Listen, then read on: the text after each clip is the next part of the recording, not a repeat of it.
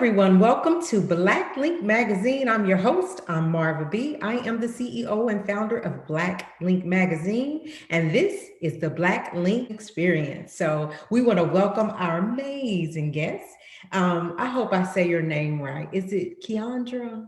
Yes, ma'am. It's Kiandra. So we have Kiandra with us tonight, who is also a comedian. And I want you to go ahead and just kind of tell us who you are and what you do. Okay. My name is Kiandra Kuntz. I am an up and coming comic. I'm from North Carolina, Eastern North Carolina to be exact. I am a mother of two beautiful, wonderful daughters. Oh, I'm a nursing student. I've been in healthcare now officially 16 years. whoa. I love my family. I love to make people laugh. I think laughter is the best medicine. And I always say, I just want to die laughing. So, but you are in healthcare. Yes, ma'am. Yes, Front line. ma'am. Yes. So you had to be there. Um, Yes. okay, and thank you for that. And I know Thank people appreciate you for that. The Untold Secret by Douglas E. Hobson. Douglas will take you back to his childhood and let you in on his secrets. Get your copy today, www.theuntoldSecret.org. Laughter is the best medicine. I live by that. I would rather just laugh till I'm crying and my stomach is hurting. You Yes. know? And so let's talk about growing up and what you've gone through, if anything, and what brought you to comedy. Um, Comedy to me is the laugh to keep from crying. Comedy is family getting together and sharing those laughs, sharing those memories, cutting up together. Um, Comedy is friends getting together, uh, laughing at situations that could have broken you. To me, that's what comedy is about, and that's what comedy is for. And being able to say things that you couldn't say in normal circumstances or in normal company, you know. So it lets you be able to get certain things off your chest, and we leave it there, Yeah. So I like that. I like to be able to, say things, but like I'm not a person that want to hurt anyone, right? So right. let's talk about it, let's laugh about it, let's move on. Let's live. Exactly. Life is not promised in these days. We're going through so much, and it just pays to just be able to laugh. Tell us about your any gigs that you've gotten. What is the most memorable on stage that you've had? Still to this day, my first time on stage, getting up at Good Nights. The name got away from me right then. But getting on stage at Good Nights that first time and catching that bug. Mm. And it's like, I have got to go do this again. Mm. Where's the next stage? It's like if I don't do it,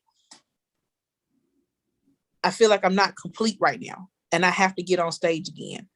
I am a person that grew up very introverted, Mm. grew up very sheltered. Um, Sheltered but not sheltered. There were things going on around me, but there were things going on around me. I didn't realize it was going on around me because the way the adults in my life did stuff, it wasn't blatant that Mhm. this was going on until I realized once I got, oh, that was like, wait a minute. You mean I was in the middle of all of this? But yeah, so I came to comedy as a way to just get through some things. It's been very therapeutic Mm. for me. And so yeah, comedy is my release, Yeah, so to speak. I like that. And I can't wait to get back on stage again. But with restrictions the way they are right now, some clubs are open, some are not open, and the schedules, they're still trying to get everything together and they don't know who's going to shut back down again. So we're still kind of, so to exercise this new comedy muscle that I found, I get on apps like Clubhouse. Yes. And and I go in comedy rooms and I exercise Yeah. this muscle that I have, and interacting with other people. I've been able to come up with new material just in conversation. I'm like, and they're, just laughing. I was like, oh, okay, y'all like that one. All right, let me write that down. You're so pretty. Your face is so pretty. That's how I met you, is on Clubhouse. And right. we were in the No Egos networking room, and I was like, I gotta talk to her. I don't know why, but I just had to talk to you, and I'm glad that you came, and I'm glad we got to meet. Because just like comedy is an outlet, music is an outlet. It's just who you are, and for every situation that you have, you can go to music and you can find something to get you through that. And I like particularly the fact of laughing my way through something. Mm-hmm. Even though we have to fix issues and we have to address them, I'd rather just address it and 2 days later be laughing, cracking up about because I think you're right. It's therapeutic. It's your health. They say stress kills you, and it can cause you all kind of medical issues. Well, it's just so easy. It's just so much easier to laugh and be also a good laugh detoxes your liver. It's been proven that it's actually healthy for you to do those deep belly laughs. It's good for you. It's healthy for you. And I love those. I love the tears that come down my face and my stomach. And I'm like you with music. Like, if I could sing, I would be a singer. My family's always said, Kiandra, shut up. You can't carry a note from here to over there. The rest of my family can sing. Really? That was not a gift that I was blessed with. Okay. But my family is also very funny. Mm-hmm. And growing up, I didn't think I was funny. If you tell me anybody would be on stage doing comedy, it would be my older brother. It would be my uncles. Because those were the ones that cut up. And when they're telling stories, it's like, how did you come up with it? That is just, these outlandish, outrageous, but very funny, the way they very theatrical with it. I have an aunt that when she tells you something, she's using her hands and she's just very, and I'm like, that's not me. But as I got older, I started finding that in life lessons, going through things, experiencing things, you start to find, Mm-hmm. And God, sometimes we have planned for our life and God has something totally different. Exactly. Her gift was comedy, and that's just what it was. You wasn't getting out of that. That's just what it was. For me, I've been in meetings where they say, okay, you got to break the ice or find something, tell a couple of jokes. I don't have one joke. I don't have nothing to make nobody laugh. I just am not funny, right? But like you, my sister is, but she's not on purpose funny. She just, the things she do just crack you up.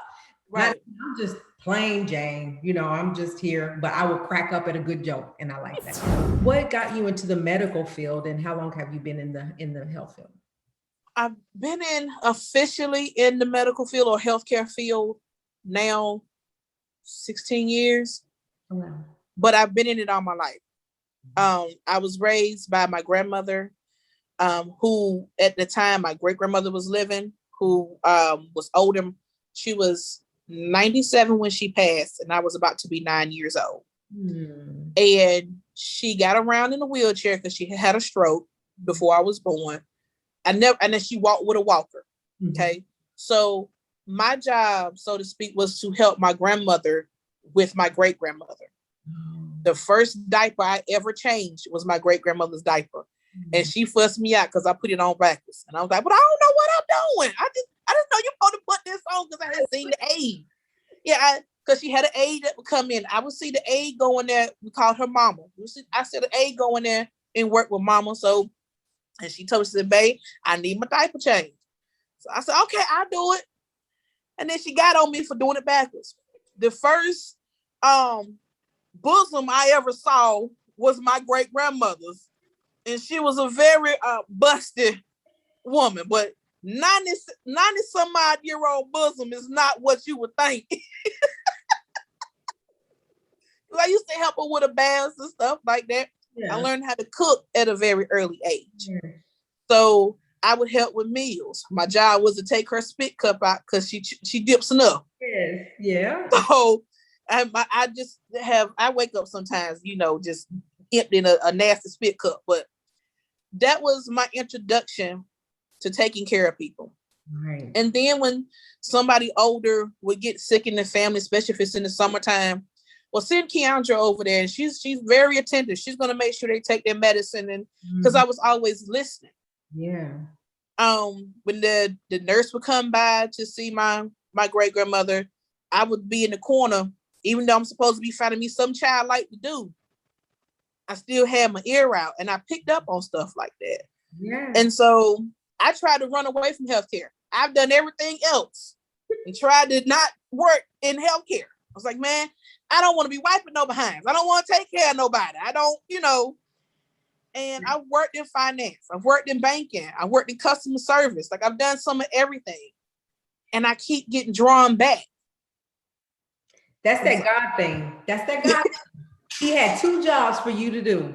Make people laugh and take care of them. And while you're taking care of them, you're able to at least try to make them laugh before. And that's, yes. So I can just see you at the hospital, wherever you're working. You know what I'm saying? Trying to make somebody's day better. Yeah, my patients tell me, that they love it when I come in the room, that I'm always making them laugh. And then my coworkers like, are you a comedian? No, I'm not a comedian, and because I'm like you, I can't necessarily tell a joke, but I'm learning now the craft, because it's not just getting on stage and just talking and being funny.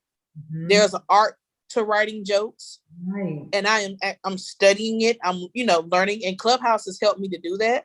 That's awesome. But my family would tell me, Kiandra, it's just the way you say stuff. It's the way you tell it. It's that natural funny, right? Kind of like my sister. She don't mean it. Like, she ain't out trying to go get on the stage. She just being who she is. And that's right. Natural you that makes people laugh. So tell me, how did you figure out, you got on stage and it's like, okay, I'm not just going to go up here and just be me and just try to make people laugh. I have to have this structure. How do you write for a show? Let me tell you how I come to, okay, I want to try my hand at comedy.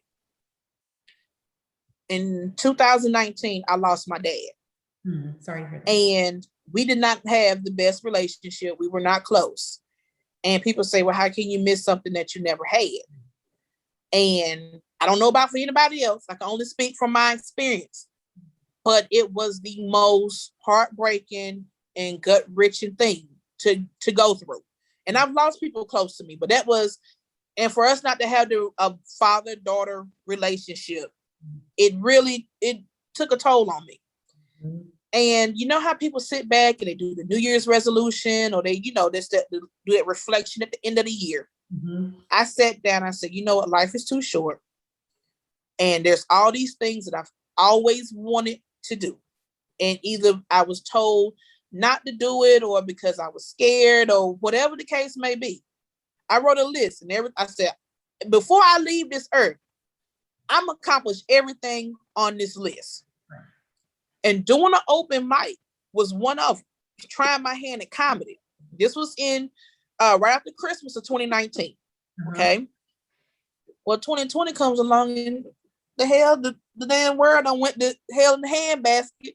It's like, because I was like, okay, I'm an introvert. I'm gonna get out more. I'm gonna do some more traveling. Like, 2020 is my year. 2020 perfect sight, vision, and all.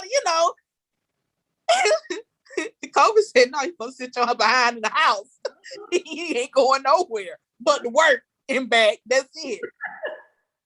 And I was on Instagram, and I was on a comedian's live, and they kept talking about Clubhouse.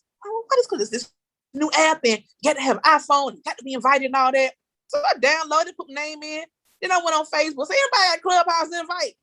And one of my old classmates from high school, she was like, yeah, I got one, you want it? I was like, yeah, sure. Now I went up there for networking for a business that I have. I make jewelry, and I want to learn how to better being more of a businesswoman. Right. But then I got into the comedy rooms. And I got pulled up on stage, and I'm up here talking and listening to some of the comedians that I grew up watching. Because I'm going to tell you now, when I was a little girl, I ain't had no business watching Def Comedy Jam. My grandmama used to beat me out in front of TV. I'm trying to stay up late to watch Comedy View. I'm watching Harlem Nights, which is one of my favorite movies. You can't watch that. And I can quote that movie line for line, even the ad libs. all this, everything that I grew up watching. I'm a big Richard Pryor fan, Red Fox, Whoopi Goldberg, and I'm in rooms with people like Rodney Perry and Ali Sadiq. It's like, man, I've been watching you guys. Mm-hmm. And to hear them talk about comedy, they're telling their road stories, but they're also talking about, forming jokes. And this is how it's done. And I'm learning lingo like tags and callbacks. And I'm over here, I'm listening with my earbuds in, and I'm taking notes like I'm in class. Because they dropping gems over here, and I'm here trying to pick up every last one of them. Right. And so basically, to me, Clubhouse is like going to school. Mm-hmm. That was my comedy school. And some people say, well, you got the shortcut version of it, but it doesn't matter how you get it as long as you get it. As long as you get it. I love Clubhouse. I was one that I was told, like, you need to go to Clubhouse. So, I own the magazine, and I wanted a variety of people, celebrities, just everyday individuals of people. Mm-hmm. Go to Clubhouse, never went. One day my friend was like, I'm sending you an invite. You need to get in this room. And my life and my magazine hasn't been the same since. So when I hear people say, I ain't messing with Clubhouse, I do try to steer them that way. Now, there are smoke and mirrors there. There are people that yes, with everything, with life. Exactly. That's with everything. You just have to have that discernment to know if you're in the right place. And then if you get hit, it happens in life. Okay, he was foul. That was the wrong turn. Let me get back on the right track. That's it. Exactly. So I would say yes for Clubhouse. So I understand what you're saying. But you said something about tags and callbacks. Let's talk about that for the comedians for the people that want to be comedians and are listening and wondering now, what the heck is a tag and a callback? So a tag is when you're telling something, and then you hear them say, like such and such. So I have a joke that I tell about meeting my oldest daughter's male friend for the first time.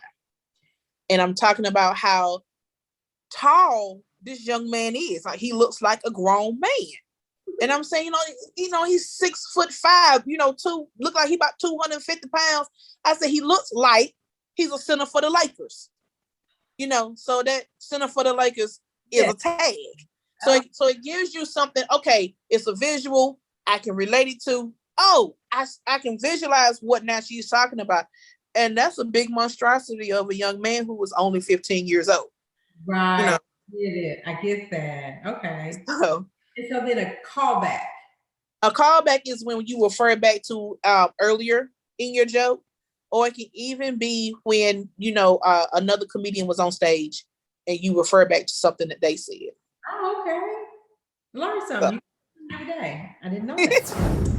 COVID is starting to be on the rise again, unfortunately. We had opened up somewhat. People got a little relaxed. Mm-hmm. Not washing their hands, and now it's coming back.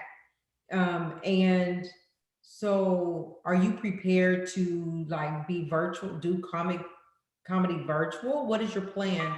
If I have to, I will. Because in the beginning, because you hear about people stealing your jokes and stuff. I didn't even want to go in comic rooms and get up and tell jokes in the rooms on Clubhouse, because I didn't want people listening and taking my stuff. And then with the virtual, I'm hearing people saying, I know a few comics that do the virtual, and I'm hearing them saying, it's okay, you get to work your material out, but you're not getting that immediate gratification of the laughter and what people are saying. People are typing comments, you can't read it. So, but to be able to work that muscle, and times are changing, right? I am willing to adapt to what's going on. Yeah. Because if I want to get better at this, I have to get on more mics. That's right. I was just talking with some friends about it today. It was like, about getting on stage more. And I'm like, I'm trying to do it, but you can't get on the stage if the stage is not there. So I'm trying to be more creative of what I can do, right, as far as being on stage. So now, and we're going to wrap up here in just a second, but we have in music where they have managers, they have A&R people, they have PRs, they have a team of people that help them get gigs, put their names out there. What are you doing in order to, level up or get yourself known and out there? Other, like, I know this interview is great, a great mechanism for that. What else are you doing? I am networking with people. I'm going to Hope Flood's Comics Rock Convention, which will be in Atlanta. It's August 29th through September the 2nd. And it's not just for networking, but it's also learning the business behind comedy. There's a showcase that comes along with that. Let's see here. What am I going to do? I'm posting on Instagram, getting into doing these Instagram videos, learning how to do that and edit all that, because that's still some new stuff to me. So I'm just trying to see, okay, what are the tools out here? How do I use these tools? So that way, when the world, if it ever does, open back up, I'll be ready and people be able to say, I've heard of Kiandra. I want to see what she has going on. Right. So do you have someone that is going to be helping you get gigs, or like right now you're just a one-woman band? Like right now it's me. Yep. Until I get to that point, it is just me. Yeah. I've been taking I took Rodney Perry's improv class, and I do an improv show on Clubhouse, Comedy Courts.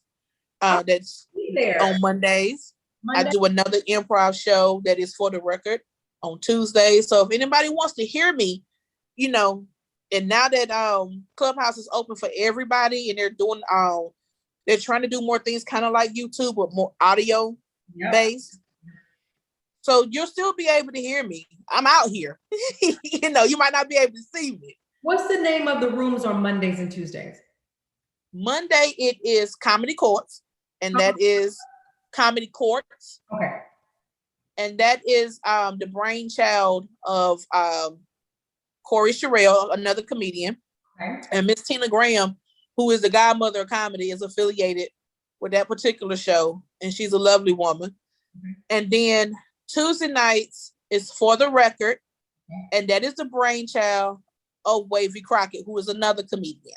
Okay. And they're both improv shows. And I love improv because it lets me think off the cuff. Yeah. I don't get a chance to second guess myself, because naturally, usually the first thing that comes to mind is the funniest thing. Yes. Yeah. So I love doing improv. What time on Monday and Tuesday? Mondays, Clubhouse is having him adjust the time, but it's around 8:30, 9 o'clock. He puts it on the schedule. Is it Eastern? Eastern time. For both rooms? And For the Record, it's usually around 8:30, 9 o'clock, but they also put those on the schedule. Okay. So if anybody were to follow me on Clubhouse, then they will see that on the schedule. Okay. I think I follow you already. If not, I will make sure that I go out and follow you. I would love to be in there to support you and to Thank you. Yeah. So, yeah, on Comedy Courts, I am a bailiff. And my inspiration for my bailiff is Marsha Warfield. She played Roz on Night Court. Yes. So I pull from her. That is my Yes. Okay. Cool. So I'm excited about that. You know what? I wish you so much success, and I wish you luck and blessings to get where you're trying to go. I feel like you got it. And you're a beautiful person. And comedy makes people beautiful. You just grab what's inside of you and share it with people. Mm-hmm. So I wish you nothing but luck. I can't wait to get you in the magazine. We support you. And we just are going to sit back and watch you rise to the top. As long as we keep God first in our lives, nothing's impossible. We might get told 50 no's, but that 51st time is going to be a yes. So we can't quit. Exactly. Okay? Thank you so much. And I wish the best for you and your magazine. Thank you. Thank you so much. So before we get out of here, let everybody know how they can find you on all social media sites. Yes, I am Kiandra Kuntz on Clubhouse. I am Kiandra's Comedy on Instagram. Also, if you are on stereo, I have a podcast on stereo. It's me and 3 other ladies on Sundays, 3 p.m. Eastern time. I'm Kiandra's Comedy there. The name of our podcast is KJJR Radio, 4 Queens and a Mic. And that consists of me, comedian Jay Renee. She is from Atlanta. Then there is comedian Jal Judah. She is out of Texas. And then it's Riri Hutchison. She is a radio personality out of Sacramento, California. And that podcast is a structured podcast that we have, and we all have different segments on the show. And I like to do the health and wellness report because mental health and just taking care of yourself is very near and dear to me. And then we also had comedy relief up there. So it's informative and funny at the same time. Thank you for being here. I look forward to hearing from you. You guys go out and support our sister. I say it every time. We need to support one another. It's enough room for everybody. This is not a competition. We want to see everybody rise to the top. And the only way we can do that is keep pushing up, pushing each other up and supporting. And when one sister try to look like she's falling, let's push her back up. Let's support one another. But for now, we're going to get out of here. Remember to respect yourself and respect others. God bless.